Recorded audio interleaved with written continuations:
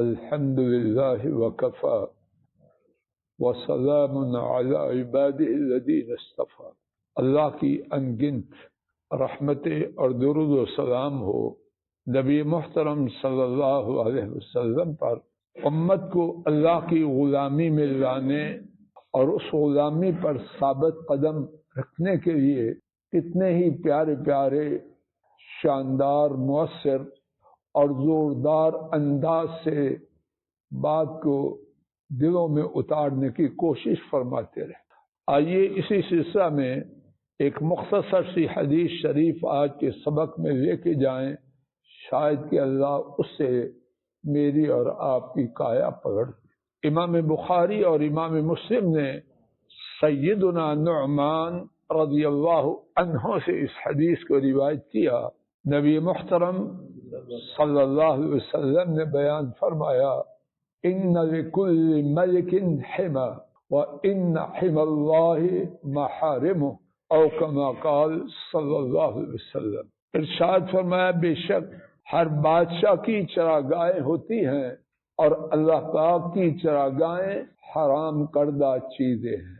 کیا مقصد؟ جو بات اللہ کی توفیق سے سمجھا ہوں اور کیے دیتا ہوں، پہلے دور میں اور شاید اب بھی ہو، حکمرانوں نے اپنے لیے، اپنے جانوروں کے لیے مخصوص جگہیں روک رکھی تھی اور کسی کو اجازت نہ تھی کہ ان کے اندر داخل ہو، اور اگر کوئی داخل ہو جائے تو پھر اس کا حشر کیا نہ ہوتا تھا۔ شاید اس کی مثال قریب قریب کسان اپنے کھیت کے گرد باڑ لگاتے ہیں یا کوئی نشاندہی کرتے ہیں کہ یہ میرا کھیت ہے، اور ان کی طرف سے کسی کو اندر آنے کی اجازت نہیں۔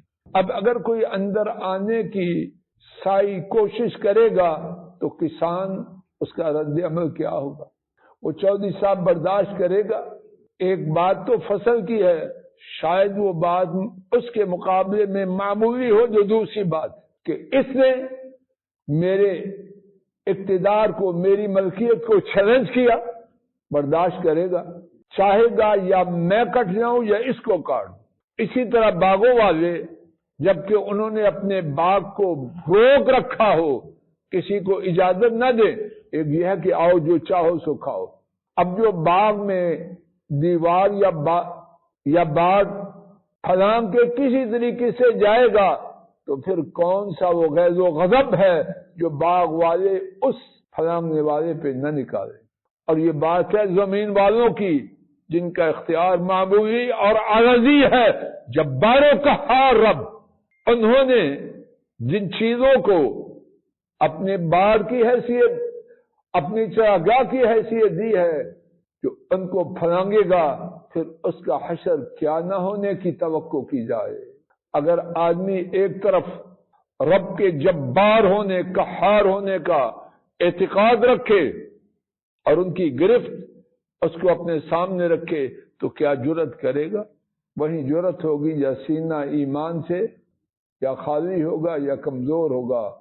اللہ مجھے آپ کو مضبوط ایمان دے، کسی بھی ممنوع چیز کو کرنے سے پہلے یہ یقین اپنی نگاہوں کے سامنے رکھیں تو انشاءاللہ حرام سے بچنا آسان ہو جائے گا، بدی سے دور رہنا نہایت سہل ہو جائے گا۔